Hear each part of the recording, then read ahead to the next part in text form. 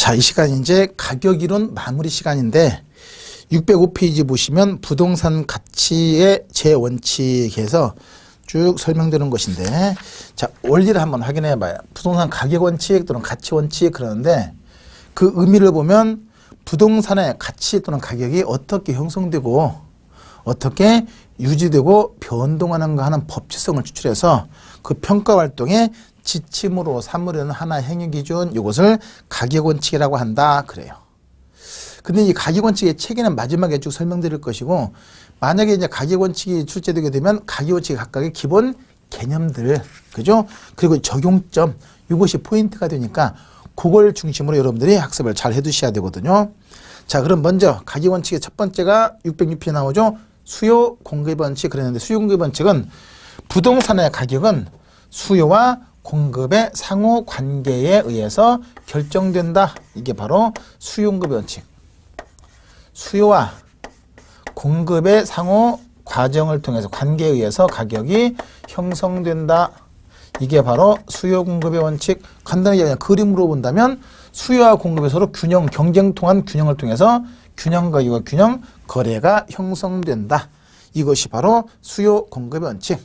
자, 근데 이제 문제는 이 수요 공급 원칙이 성립되려면 상품의 질이 동일하고 수요 공급의 조절이 가능해야 돼요. 즉 완전한 경쟁을 전제하는데, 토지는 부증성 때문에 공급 조절이 어렵고 또 개별성 때문에 대체가 잘 안 되고 동질성이 별로 없다 보니까 수요 공급의 원칙을 적용하기가 어렵기는 한다. 그러나 물리적으로는 개별적이지만 용도 면에서는 충분히 대체 가능하고, 또 물리적으로는 생산이 안 되지만 여러 가지 경제적 공급은 얼마든지 가능할 수가 있기 때문에 부동산에도 수요 공급의 원칙을 적용할 수는 있다. 그렇지만 여러 가지 부동산 특성 등의 제약 때문에 완전 무결하게 적용하기는 어렵다. 그 정도.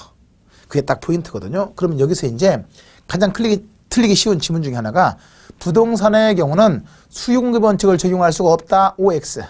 X. 적용할 수 있어요. 그러나 완전한 적용 어렵고 조금 제한을 받기도 한다. 그 정도만 딱 잡아서 정리해 두시면 되거든요. 여기까지. 두 번째는, 그리고 이제 여러분들 그 의의와 특징이 쭉 설명되고 마지막에 어떤 원칙 관련되어 있다 그러는데, 그 관련 원칙은 나중에 그림을 통해 한꺼번에 설명드릴 테니까 일단 개념과 특징, 적용점만 간단하게 체크하시면 되고, 두 번째 변동 원칙 보니까, 자, 부동산에 대한 유용성도 그 내외적인 요인의 변화에 따라서 부단히 변동하므로 부동산의 가치도 가격 혹은 가치 형성률의 상호 인과관계 변동 과정에서 형성된다 하는 원칙이 바로 변동 원칙. 여기 보세요. 이게 이제 가치 형성 요인. 자, 이것 때문에 남겨뒀었는데, 가치 형성률의 핵심이 바로 지역 요인과 개별 요인인데, 그러면 이런 여러 가지 요인이 변하면 이런 것도 다 변하면서 어때요? 가격도 변하겠죠? 이것이 바로 변동 원칙. 부동산의 가치 형성률의 상호 변동 과정에 의해서 부동산의 가격도 항상 변동한다. 이것이 변동의 원칙 핵심. 근데 변동의 원칙 하는 적용점을 보면 첫 번째가 기준 시점 확정의 근거가 되고, 그 다음에 시점 수정의 근거가 된다. 이게 포인트. 기준 시점 확정의 근거가 되고, 그리고 시점 수정의 근거가 된다. 자, 그러면 이제 잠깐 보면 기준 시점은 뭐냐면 말 그대로 평가 기준 시점. 그러니까 어떤 부동산의 가격이 1억이다 그러면 그냥 1억 하면 안 되고 몇 년, 몇 월, 며칠, 현재 얼마 해야 돼요. 왜? 자, 1억이라고 하면 이것이 1년 전 가격이냐 5년 전 가격이냐 이거요. 그죠? 근데 가격이 항상 고정되어 있어요. 변동해요. 변동하기 때문에 반드시 몇 년, 몇 월, 며칠, 현재 얼마 해줘야 되죠. 이것이 바로 기준 시점. 반드시 기준 시점 확정해야 되고, 그 다음에 시점 수정은 뭐냐면, 자, 대상 부동산의 가격을 구하기 위해서 대상 부동산과 유사한 사례 부동산이 시장에서 1억이 오래됐다라고 한다면 이 가격을 기준으로 해서 시점 수정을 하는데, 이 시점 수정의 의미가 뭐냐면 대상 부동산의 기준 시점, 가격을 구하는 시점이죠. 기준 시점과 사례 부동산의 거래 시점이 시차가 있을 수 있어요. 그러니까 기준 시점은 지금 현재 가격 구하는데 사례에 사례가 1억에 거래됐는데 1억에 거래된 시점은 1년 전에 1억에 거래된 것이다. 그럼 1년 전에 가격 1억을 가지고 지금 현재 가격 구한다. 그러면 1년 동안 가격이 오르고 내리고 했겠죠. 올랐으면 오른 만큼 증액, 내렸으면 내린 만큼 감액해야 되죠. 이것을 시점 수정이라고 하거든요. 그래서 기준 시점도 확정하고 시점 수정의 근거는 바로 가격이 항상 어떻게 되기 때문에 변동하기 때문에 만약에 가격이 변동하지 않으면 1년 전에 1억이나 지금 1억이나 가치가 변화가 없으니까 시점 수정할 필요가 없는 거잖아요. 따라서 항상 가격이 변동하기 때문에 기준 시점도 반드시 확정해야 되고 시점 수정도 해줘야 된다 하는 것이고 세 번째 대체 원칙. 대체 원칙은 대체 가능한 2개 이상의 재와 상호 간에는 서로 영향을 미쳐서 가격이 형성된다. 이것이 대체 원칙. 근데 이 대체 원칙이 이제 어디서 출발하느냐? 자, 거기 보니까 두 번째 보니까 경제 합리성을 추구하는 인간의 경제 행위는 효용이 같으면 가격이 싼 걸 선택하고 가격이 같은 효용이 높은 걸 선택한다는 이론을 바탕으로 하는 원칙이 바로 대체 원칙이다. 자, 그럼 볼까요? 2개 이상. 자, 이거 노란 것과 빨간 불빛이 있다. 그럼 이것은 유용선의 효용이 어때? 끼리끼리 비슷하다고 가정한다면 그러면 여기서 효용이 같으면 싼 거 선택, 비싼 거 선택. 싼 거 선택하는 것이고 반대로 가격이 같으면 효용이 높은 걸 선택하는 것이잖아요. 그랬을 때 그러면 이 두 가지가 효용이 같으면 이게 비싸면 빨간 게 비싸면 당연히 어떤 거 써? 노란 거 쓰죠. 그럼 노란 거 수요가 증가해서 가격이 상승하는 것이고 반대로 내려가 있으면 그죠? 그러면 빨간 것을 선택하면서 노란 것 수요가 감소해서 가격이 다시 하락하는 것이고 올라가면 같이 올라가고 내려가면 같이 내려가고 끼리끼리 영향을 미쳐서 가격이 형성된다. 이것이 바로 대체 원칙. 그래서 대체 원칙의 논리적 근거는 효용이 같으면 가격이 낮은 걸 선택하고 가격이 같으면 효용이 높은 걸 선택한다는 논리의 근거에서 두 재가 서로 대체 관계에 있으면 서로 영향을 미쳐서 가격이 형성된다 하는 원칙, 이것이 대체 원칙인데 대체가 가능하려면 일단 상품이 서로 동질적이어야 되는데 토지는 개별성의 특성 때문에 동질성이 없어서 대체 원칙을 적용하기가 어렵긴 하더라. 그러나 물리적으로는 다르지만 여러 가지 의미의 경제적 측면에서 또는 용도적 측면에서 충분히 대체 가능할 수 있기 때문에 부동산에도 대체 원칙을 적용할 수가 있다. 이것이 바로 대체 원칙. 그리고 대체 원칙에서 갖는 대체 의미는 용도나 유용성, 가치의 유사성이 있는 부동산 상호 간의 대체, 그리고 지역 상호 간의 대체, 그리고 부동산과 일반 투자자 상호 간의 투자자로서 대체해서 대체면 세 가지. 부동산 상호 간에도 대체 있을 수 있고 지역 상호 간에. 지역 상호 간에는 인근 지역과 유사 지역 사이의 대체죠. 그리고 부동산과 타 투자자 사이에도 얼마든지 대체가 형성될 수가 있다.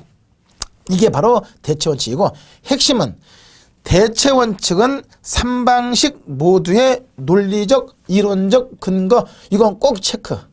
3방식 모두의 이론적 근거가 된다. 중간에 이조 특징에 이건 시험에 잘 나오는 내용들이거든요. 그래서 여러 가지 원칙 중에서 3방식 모두의 이론적 근거된 원칙은 바로 대체 원칙이다. 그러면 원가 방식, 비교 방식, 수익 방식 어느 부분에서 어떻게 대체되느냐 하는 것은 거기 이제 가서 지금은 연결 안 되니까 거기 가서 설명드릴 것이고 핵심은 개념 그리고 논리적 근거 그리고 3방식 모두의 이론적 근거 다시 한번 체크.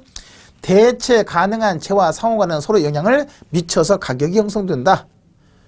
효용이 같으면 자 이렇게 같았을 때 하나 올라가면 같이 올라가고 내려가면 같이 내려가면서 서로 영향을 미쳐서 가격이 형성된다는 것이고 그리고 논리적 근거는 효용이 같으면 가격이 낮은 거 선택하고 가격이 같으면 효용이 높은 거 선택한다는 논리에 근거한 것이고 3방식 모두의 이론적 근거가 되는 것이고 대체 원칙의 대체는 부동산 상호 간의 대체, 지역 상호 간의 대체 그리고 부동산과 일반 투자자 상호 간에도 얼마든지 대체가 형성될 수가 있다 하는 거 거기까지만 딱 정리해 두시면 되고 그 다음에 이어서 5번의 최유효 이용의 원칙.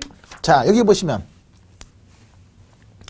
아까 설명했듯이 지역 분석을 통해서 지역의 표준적 이용 판정하고 개별 분석을 통해서 지역의 표준적 이용과의 관계를 고려해서 개별 분석을 통해서 최유효 이용이 판정되면 최유효 이용 상태의 가격을 표준으로 해서 대상 부동산의 가격을 구체화시키는 것이 바로 가격의 구체화 과정인데 이것이 바로 최유효 이용, 즉 부동산의 가격은 최유효용을 전제로 해서 파악 또는 가격을 표준으로 해서 형성된다 이 말이에요. 그러니까 최유용을 전제해서 구하는 가격 가지고 현재 이용이 최용이 되고 있으면 그대로, 최용이 안 되고 있으면 최유효 이용으로의 전환비용만큼을 감액해서 가격으로 평가한다 하는 것이 바로 최유효 이용 원칙 체크하시면 되는 거예요. 그리고 가장 중추적인 원칙이다 하는 거 꼭 체크하시고, 가장 중추적인 원칙이고, 그리고 최용의 판단은 우리 지난번 부동산 이용해서 설명했는데 간단하게 최유효 이용, 다른 말로 최고 최선의 이용인데, 법률적인 측면에서는 공사법적 규제에 적합한 합법적인 이용, 경제적인 측면에서는 실제 수요를 발생하면서 경제적 타당성이 있는 합리적인 이용, 그리고 물리적 측면에서는, 기술적으로 측면에서는 물리적으로 채택 가능한 이용. 그러면 세 가지 요건만 만족하면 다 최고 최선 이용 되느냐? 그건 아니고 세 가지 요건을 만족하는 여러 가지 다양한 이용 방안 중에서 가장 최고의 가치를 창출할 수 있는 이용 또는 최고의 수익을 창출할 수 있는 이용, 이것이 최용이고, 특히 여기서 최고 수익 또는 최고 가치는 단순한 예측만 의미하는 것이 아니라, 즉 예측을 통한 가치가 아니라 실제 경험적 증거에 의해서 충분히 지지될 수 있는 최고의 수익을 실현할 때 비로소 최고 최선의 이용이고, 이거의 근거는 뭐이다? 용도의 다양성, 이것이 바로 최유효용의 이론적 근거가 된다. 이렇게 되는 거야. 최유효용의 이론적 근거, 여기까지. 그리고 관련 원칙은 신경 쓰지 마시고 용도에 대해 항상 간단하게 체크해 두시면 되고, 그 다음에 이어서 균형의 원칙.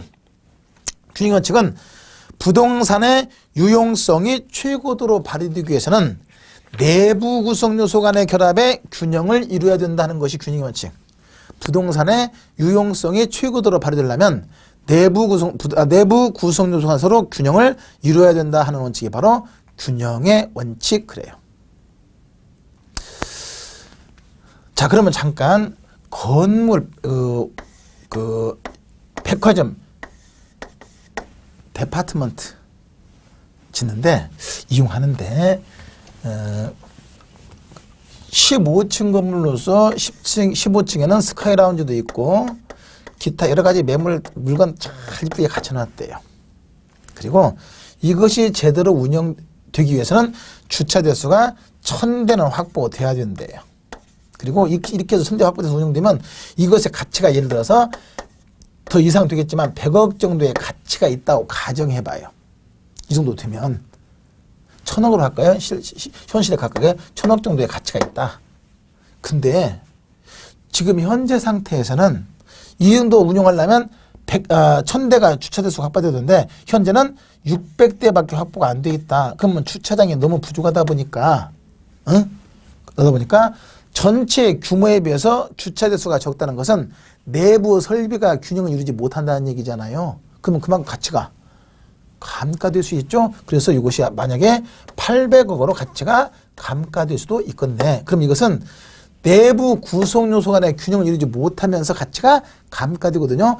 이렇게 해서 나타나는 감가를 기능적 감가 그래요. 그래서 균형의 원칙에서는 기능적 감가의 근거가 된다. 기능적 감가가 근거되는 가격 원칙은 바로 균형의 원칙이 된다. 이렇게 보시면 돼요. 이것이 바로 균형의 원칙과 관련된 내용인데, 자, 그러면 여기서 가만히 보니까 부동산의 균형의 의미는 건물의 내부 구성 요소 간의 결합의 균형, 건물과 부지의 균형, 그쵸?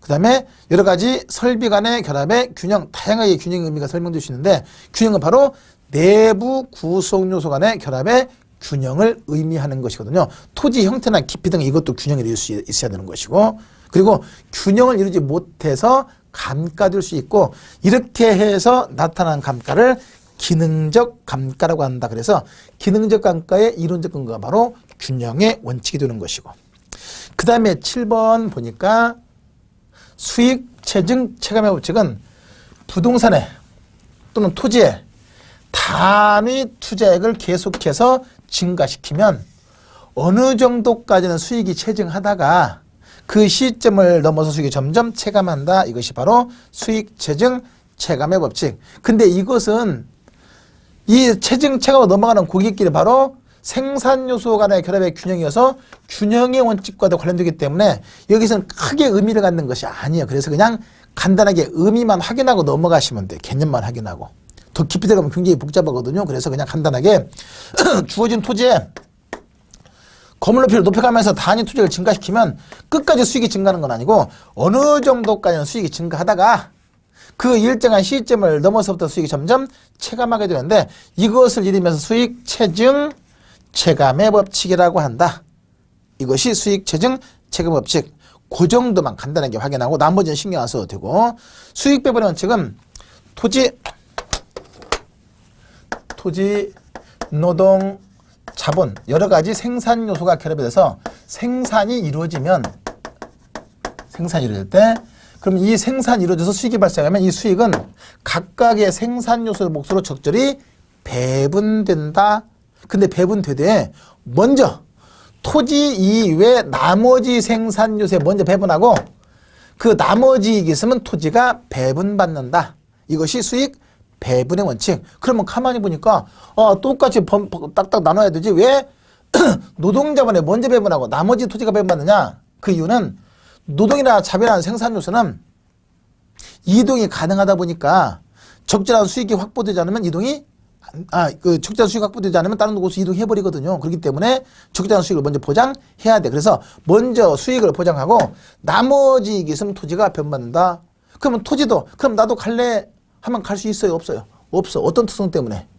부동성이죠. 그래서 부동성 때문에 먼저 나머지가 배분받고 그 나머지 이익이 있으면 토지가 배분받는 것이 이것이 바로 수익 배분 원칙인데 가장 토지가 나중에 배분받는 것은 바로 부동성 때문이다. 그래서 수익 배분 원칙은 바로 부동성과 아주 밀접한 관련이 있는 것이고 그리고 나중에 이제 수익을 구하는 과정에서 토지전환법, 건물전환법에 근거되는데 이게 핵심이 뭐냐면 이렇게 해서 생산한 총수익은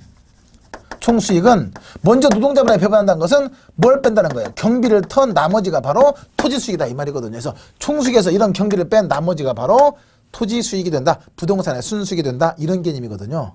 그 정도의 의미만 확인하시면 되고 그 다음에 기회원칙은 부동산은 어느 부분이 당의 부동산 전체 수익에 어느 정도 기여하는가 그 부분은 전체 가치에 어느 정도 영향을 미치는 것으로 부분과 전체 관계되는 원칙 이것이 기여의 원칙. 그래서 부동산의 가치는 각각의 구성 부분의 기여도의 합이다. 자 여기 보세요.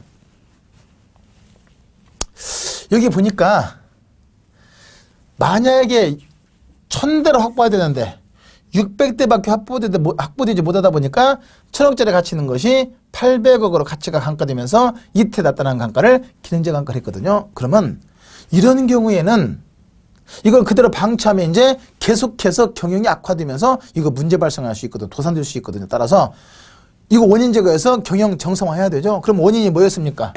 주차장수 부족이죠. 그래서 여기에다가 빈 땅 하나 더 사가지고 주차장을 추가로 건설해가지고 또 500대를 추가로 확보했대요. 500대를. 연결해서. 그랬더니 1100대가 되면서 기존 1000대를, 최소 요소인 1000대 이상을 확보할 수 있었다.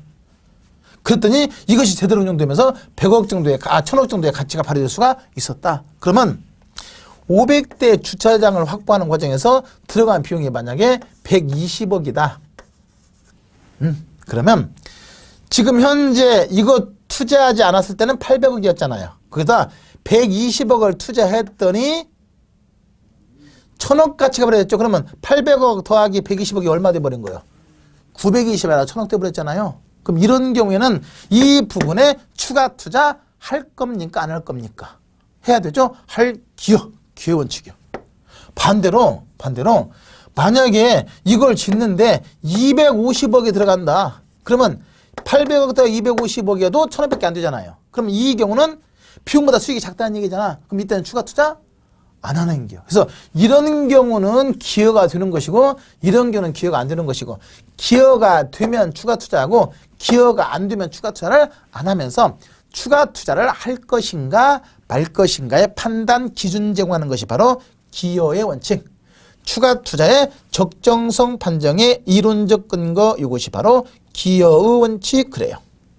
거기까지. 그리고 각 부동산의 가치는 각각의 구성 부분의 합이다. 야, 기여도의 합이다. 보세요. 이거 없을 때는 800억이 있고 이거 더했더니 120억에서 그럼 920대가 되는데 1000억 된 것은 바로 구성 부분의 단순한 합이 아니라 이것과 이것이 서로 이것이 기여도가 높았으니까 더 가치가 높아지는 것이잖아요. 따라서 부동산의 가치는 각각의 구성 부분의 그 구성 부분의 생산비 합이 아니라 그 구성 부분의 기여도의 합이다. 그래서 그 구성 부분의 기여도가 높고 균형이 잘 이루어졌으면 생산비보다 훨씬 더 가치가 높은 것이고, 반대로 기여도가 낮고 구성 부분의 균형이 이루어지지 못하면 오히려 생산비에 비해서 가치가 더 낮게 평가될 수도 있는 것이거든요. 이렇게 해서 부동산의 가격은 각 구성 부분의 기여도의 합이다. 이게 기여원칙이고, 그리고 부분이 전체에 기여하면 추가 투자하고 기여가 안 되면 추가 투자 안 하면서 추가 투자의 적정성 판정의 이론적 근거, 이것이 기여의 원칙. 그러고 그 다음에 이어나오는 것이 적합의 원칙은, 적합의 원칙은 부동산의 유용성이 최고도로 발휘되려면 그 북은 환경에 적합해야 된다. 이게 적합의 원칙. 그러면 이 부동산의 유용성의 가치가 제대로 발휘되려면 북은 환경에 적합해야 되는데, 북은 환경과 적합하지 못하면 이것이 좋은 환경을 영향을 받지 못하면서 가치가 감가될 수 있는데, 이렇게 나타난 감가를 경제적 감가 그래요. 경제적 감가. 그래서 이걸 이제 균형의 원칙과 적합의 원칙을 비교해 보면, 균형은 내부적 균형, 부동산의 유용성이 발휘되려면, 최고도로 발휘되려면 내부 구성 요소 간의 결합에 균형을 이뤄야 된다는 것이 균형 원칙이고, 부동산의 유용성이 최고도로 발휘되려면 그 부동산이 외부 환경에 적합해야 된다. 이것이 바로 적합의 원칙이고, 내부 균형이 이루지 못하면 가치가 감가되는데, 이렇게 나타난 감가를 기능적 감가,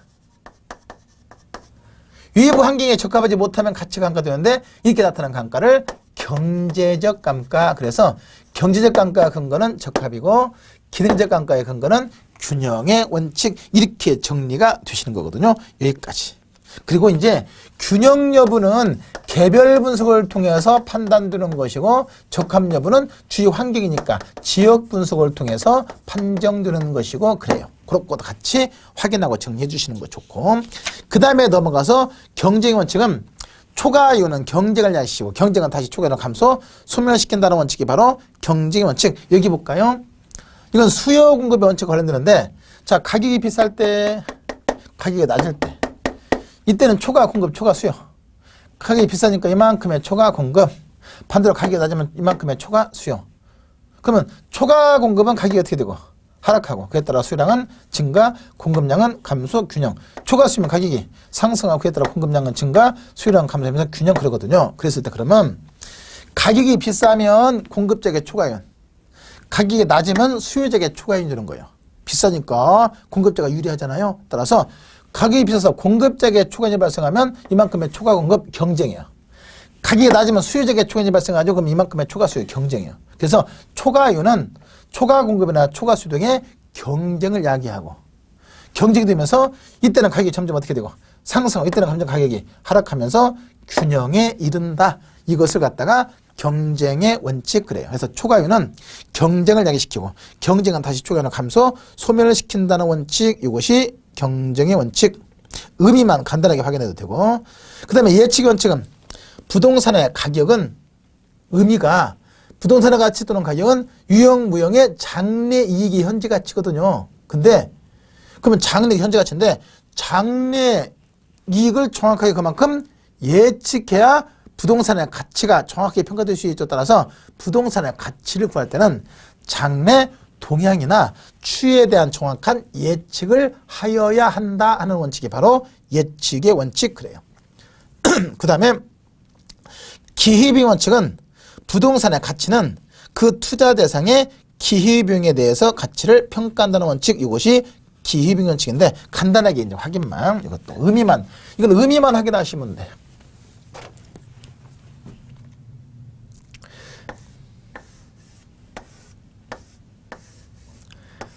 똑같이 생겼어.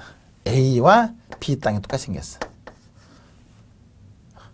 그리고 이것은 현재 주거지로 이용하고 있고 이것도 현재 주거지로 이용하고 있어요. 그럼 다른 조건 똑같으면 이거나 큰 차이 없이 가치도 똑같다고 봐야 되죠. 거의 차이가 없다고 봐야 돼. 근데 이 A 부동산은 현재 주거지로 이용하고 있으면서도 실제 규제가 주거지 이외에는 다른 정도 이용할 수 없도록 규제되고 있어요. 근데 B는 현재는 주거지로 이용하고 있지만 주거지로 이용하고 있는 거 말고도 얼마든지 상업지로 이용할 수도 있어요. 근데 현재는 상업지로 이용하는 것을 어떻게 하고 포기하고 주거지로만 이용되고 있거든요. 그러면 이것이 없을 때는 당연히 가치가 똑같겠지만 이런 상태라고 한다면 어느 게 더 가치가 높겠다? 당연히 A보다는 B가. 이 말은 현재는 주거지 이용하고 있으면서 상업지로 이용하고 있는 것을 포기하면서 이용하기 때문에 그 포기된 기회비용만큼을 가치에 반영해서 이것이 더 가치가 높게 형성된다는 얘기거든요. 이것이 바로 기회비용의 원칙. 그래요. 그래서 부동산의 가치는 그 투자 대상의 기회비용을 고려해서 가격을 평가한다 하는 원칙이 바로 기회비용의 원칙인데 이것은 그냥 제가 좀 세부적인 내용을 설명드리고 싶어도 오히려 헷갈릴 수 있으니까 그냥 놔두고 의미만 간단하게 체크하고 넘어가요. 너무 깊은 내용 하다 보면 오히려 헷갈리고 전체적인 내용 파악이 어려울 수 있으니까 그냥 그 정도만 간단하게 하고 넘어가시면 되고 마지막 위부승의 원칙은 부동산의 가격은 외부 환경 요소에 의해서 영향을 받는다고 보고 평가하는 원칙 이것이 위부승의 원칙. 그리고 외부 환경에 영향을 받아서 가치가 형성되는데 외부 환경에 나쁘게 영향을 미치면 가치가 감가될 수 있고 그렇죠? 이렇게 해서 나타난 감가를 경제적 감가. 그래서 경제적 감가 근거는 바로 적합의 원칙과 외부성의 원칙이 있는 것인데 그러면 적합과 외부성 똑같이 자 부동산의 유용성이 추구되려면 발휘되려면 그 부동산이 외부 환경에 적합해야 된다. 이게 적합의 원칙이에요. 반대로 외부성의 원칙은 부동산 가격은 외부 환경 요소의 영향을 받아서 결정된다는 원칙이 바로 외부성의 원칙. 그러면 이게 둘 다 외부 환경에 의해서 가격이 결정되고 달라진다 하는 걸 설명하는 건 똑같은데 다만 뭐가 다르냐? 다른 점은 적합은 대상 부동산을 중심으로 해서 대상 부동산 위부 환경이 어떻게 적합하냐는 걸 분석하는 것이고 위부성 원칙은 거꾸로 위부 환경을 중심으로 해서 위부 환경이 대상 부동산에 영향을 미치는 것을 중심으로 분석하는 것이거든요. 따라서 위부 환경과 관계를 고려하기는 하되 접근 방향이 달라요. 대상 부동산의 외부 환경과 적합한 것은 적합의 원칙이고 외부 환경이 대상 부동산에 영향을 미치는 걸 고려하는 것은 외부성의 원칙이거든요. 그 정도 틀 잡아서 정리해 두시면 되거든요. 자, 여기까지가 이제 가격 원칙의 기본 개념들 쭉 설명했고 자, 개념만 쭉 설명했으니까 의미만 잘 확인해 두시고 그 마지막에 보면 614페이지 보시면 가격 원칙의 상호 관련도 했는데 자, 이거 잠깐 봐요.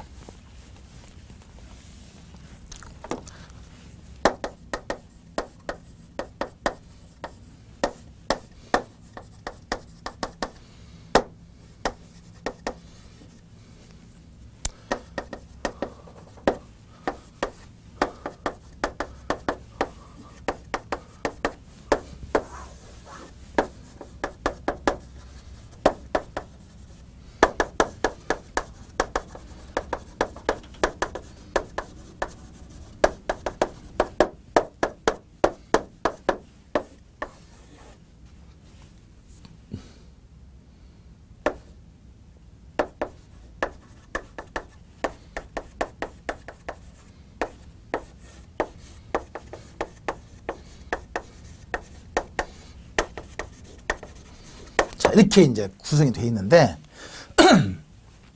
이거 제가 쭉 쓰면서 이거 다 외우는가 보다 그러는데 외운 건 아니고 원리를 이해해서 그대로 갖다 적용하는 거예요. 자, 이거 보면 가장 중추적인 원칙이 바로 최유효 원칙이에요.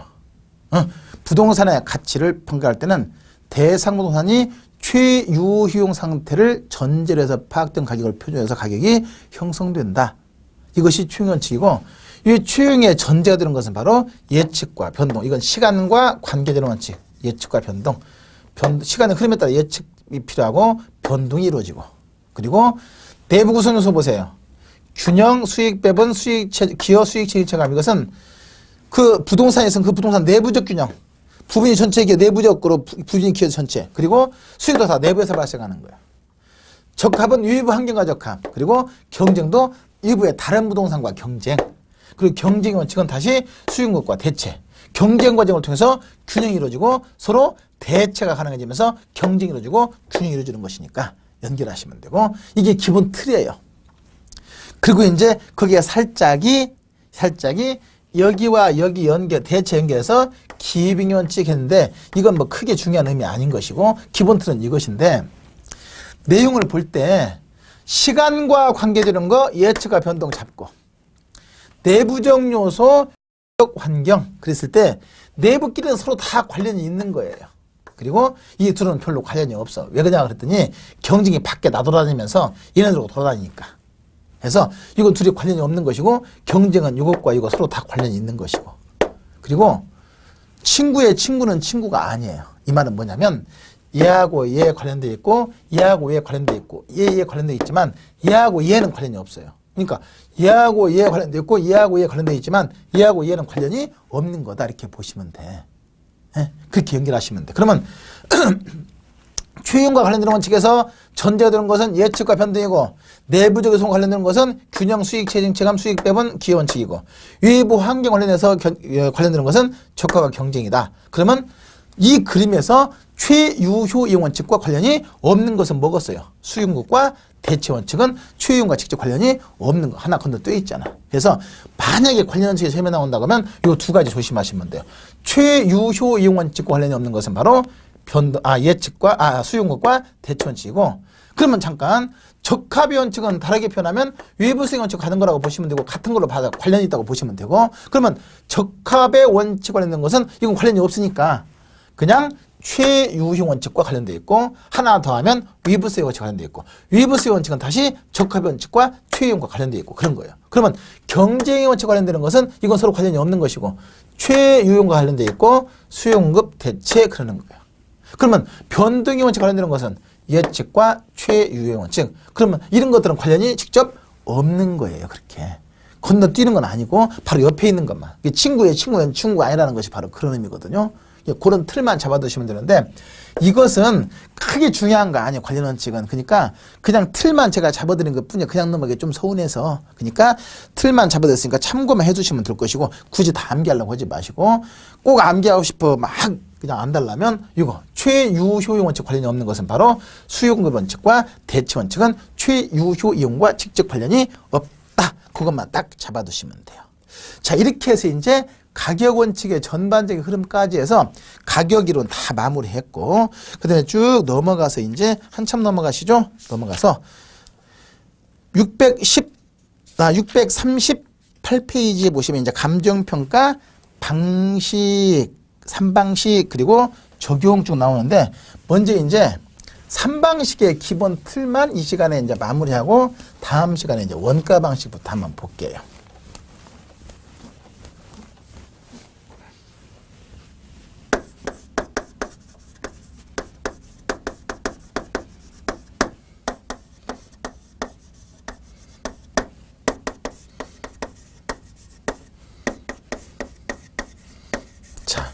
먼저 3방식의 논리의 출발점은 어디에서 출발하냐면 가격의 삼면성에서 출발해요. 그러면 가격의 삼면성이 뭐냐면 어떤 재화든지 그 재화의 가치는 세 가지 측면을 고려해서 가치가 결정된다.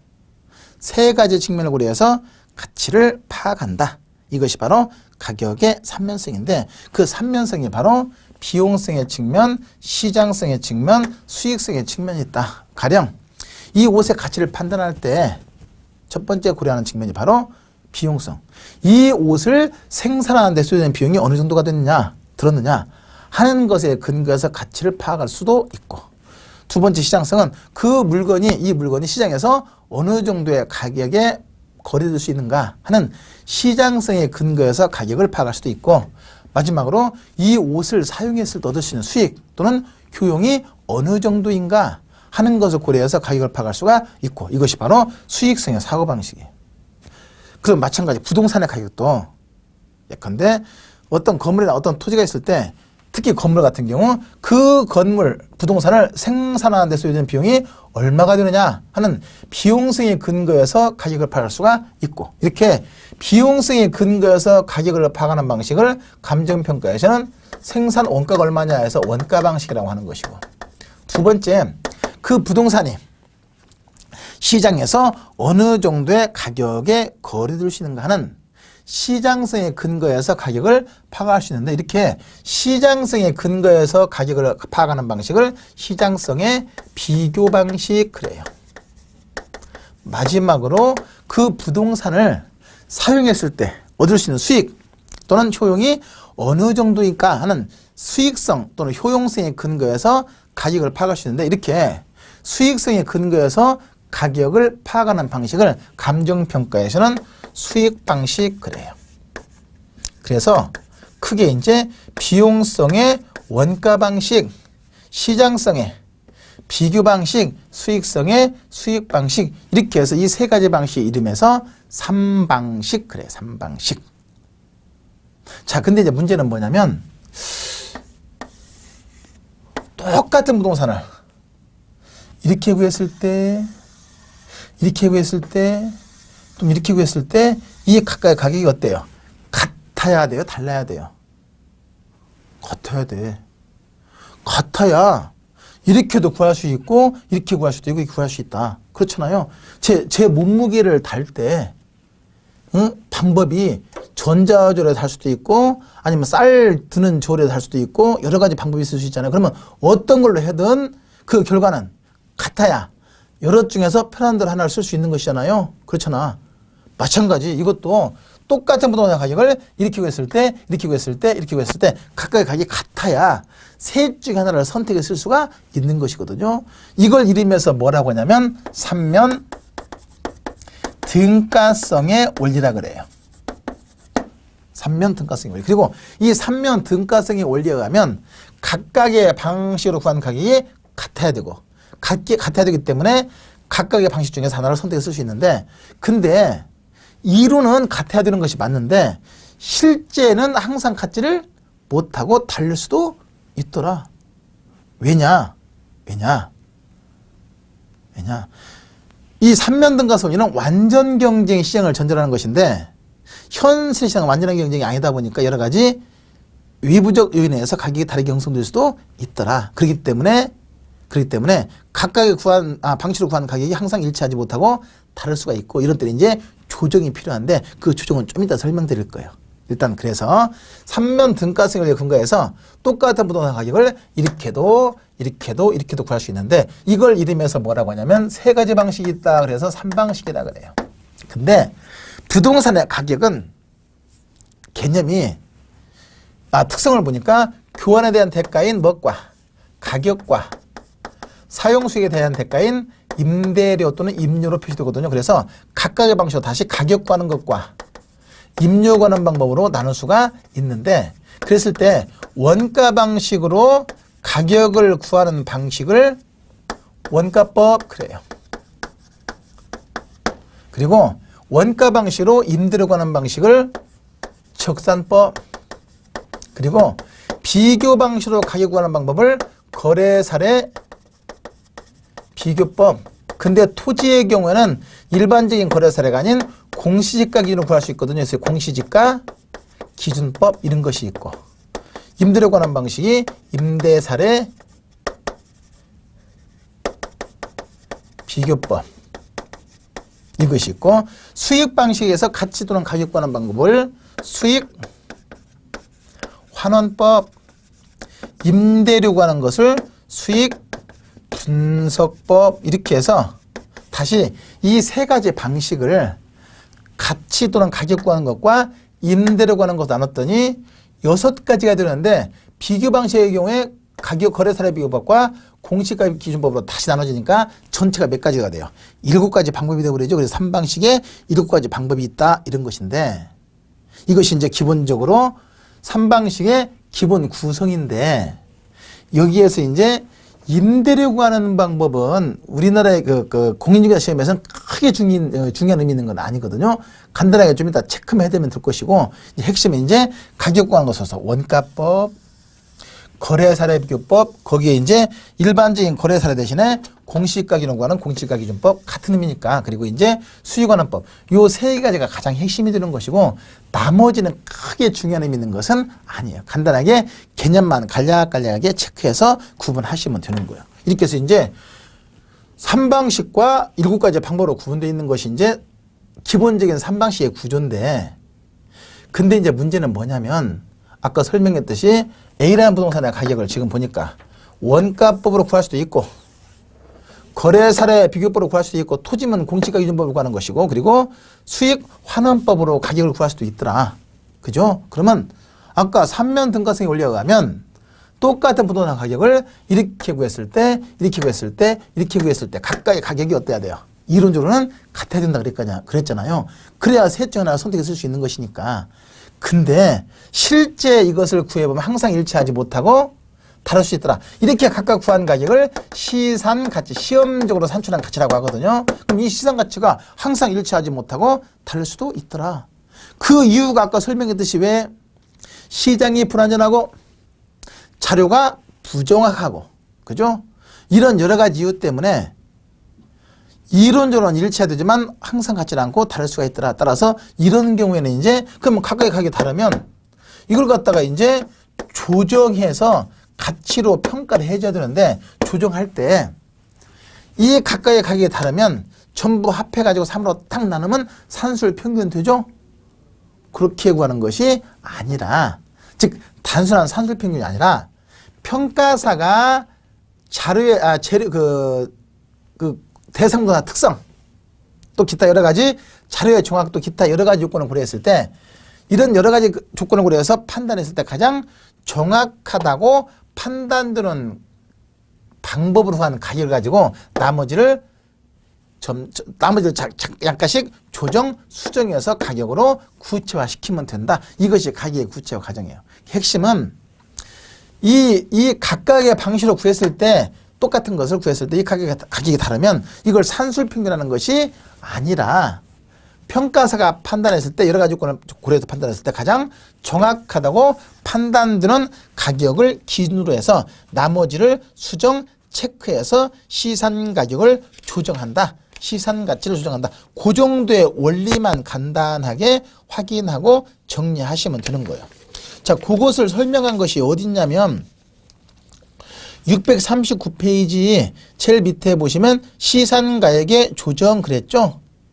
거기 보니까 자 감정평가업자는 대상 물건의 감정평가액의 적정성을 확보하기 위해서 물건별로 정하는 어느 하나의 방법을 적용해서 산정한 가액 즉 시산가액을 다른 평가 방식에 속하는 하나 이상의 감정평가 방법으로 산출한 시산가액과 비교해서 합리성을 검토한다. 그래서 합리성이 없다고 판단되는 경우에는 주된 방법 및 다른 감정평가 방법으로 산출한 시산가액을 조정해서 감정평가를 결정하게 되는데 이를 시산가액의 조정이라고 한다. 자, 여기 보세요. 자, 건물 같으면 가장 많이 적용하는 것이 바로 원가법이에요. 그러면 원가법으로 해서 시산가액을 구해요. 구한 다음에 그래도 이거 좀 미심쩍으니까 이걸 갖다가 이제 원칙은 원가법으로 하긴 하지만 이 방법으로 한번 또 구해보기도 하고 이 방법으로 한번 구해봐가지고 이것이 적정하다고 판단되면 그것이 바로 시산가치가 바로 그 부분의 가치가 돼. 근데 다른 방법을 구해봤더니 너무 차이가 심하다. 그러면 이 시산가액이 적정하지 아니하다고 판단되는 것이잖아요. 그죠? 이런 경우에는 이걸 그대로 가격을 평가할 수가 없으니까 이걸 적절히 조정해서 대상 부동산의 가격으로 평가를 해서 표시를 해줘야 된다. 이것을 이름해서 시산가격의 조정이요. 그렇기 때문에 시산가치는 무조건 조정하는 것이 아니라 충분히 타당성이 있다고 판단되면 그대로 쓰는 것이고 여러 가지 요건을 고려해서 이것이 적절하지 못하다고 판단되는 경우에는 즉 합리성이 없다고 판단되는 경우에는 이것을 조정해서 가격으로 표시를 하는데 그렇죠? 표시하는데 이것을 이름해서 시산가액의 조정이라고 한다. 그 정도만 확인하고 나머지는 크게 의미 있는 거 아닙니다. 그래서 기본적인 구성 꼭 체크해 두셔.